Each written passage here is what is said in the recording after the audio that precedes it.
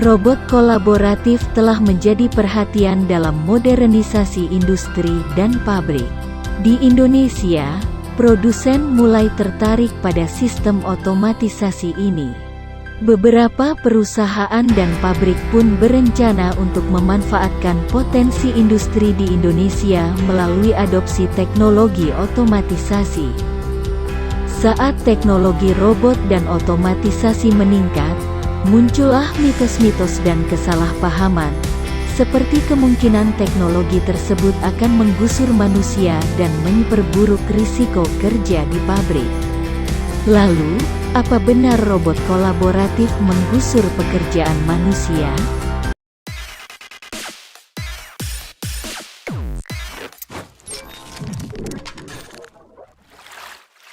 Data Statistik Indonesia (BPS) mengungkapkan, tingkat partisipasi angkatan kerja untuk pria dan wanita masing-masing tercatat sebesar 82,68% dan 51,88%. Dengan tingkat partisipasi angkatan kerja yang rendah dan konstan bagi kaum perempuan di Indonesia, banyak pekerja perempuan khawatir pekerjaan mereka akan digantikan oleh robot. Menurut OECD, The Organization for Economic Cooperation and Development, hanya 14% pekerjaan yang dapat sepenuhnya menerapkan otomatisasi.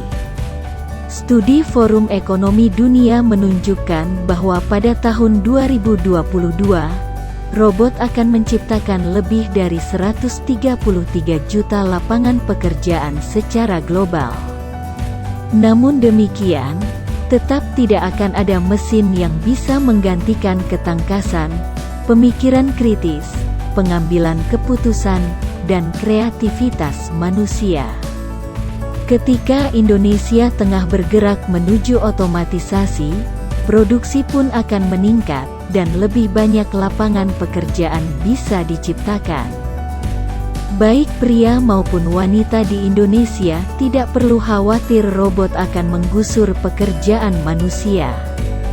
Adapun perusahaan dapat menggunakan cobot untuk tugas yang paling sederhana sekalipun.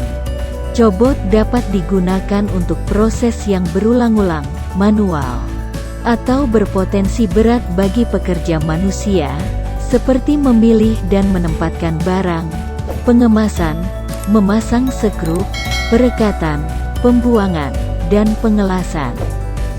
Cobot pun mudah dipakai, dioperasikan, dan dipelihara, karena sangat sederhana, tidak rumit, dan tidak perlu mengubah tata letak produksi di pabrik saat digunakan.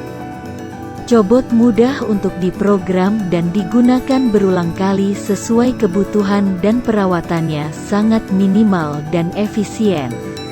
Salah satu perusahaan memanfaatkan cobot adalah PT JVC Electronics Indonesia, JEIN. JEIN merasa butuh untuk mengotomatisasi operasi pabriknya agar tetap kompetitif. Cobot UR yang dirancang dengan sistem keselamatan yang sudah paten, memungkinkan para karyawan untuk bekerja jarak dekat tanpa perlu pengaman. Salah satu fitur utama dari robot UR3 adalah fitur keselamatan yang adaptif dan konsisten. Robot-robot ini mampu mendeteksi adanya ancaman kerja eksternal, langsung berhenti beroperasi ketika terjadi bahaya. Karyawan bisa bekerja dalam jarak dekat dengan cobot tanpa harus khawatir akan risiko kecelakaan kerja, kata Sukijan sebagai supervisi pabrik di JEIN. Adapun kelebihan lain cobot adalah hemat biaya dan ekonomis, mengingat robot-robot ini tidak memerlukan penyesuaian infrastruktur yang besar. Dan cobot dapat digunakan kembali untuk berbagai fungsi di jalur produksi lain yang mampu digunakan setiap saat. Indonesia sedang mengambil strategi proaktif untuk tetap bisa menjadi negara yang kompetitif di pasar global, dengan mengadopsi sistem otomatisasi. Saat ini, Perusahaan-perusahaan Indonesia sedang beralih ke masa depan yang didorong oleh teknologi otomatisasi. Dan pekerja manusia diyakini sebagai supervisi cobot akan berlanjut dengan baik dan aman, dengan menggunakan robot kolaboratif yang mudah untuk digunakan.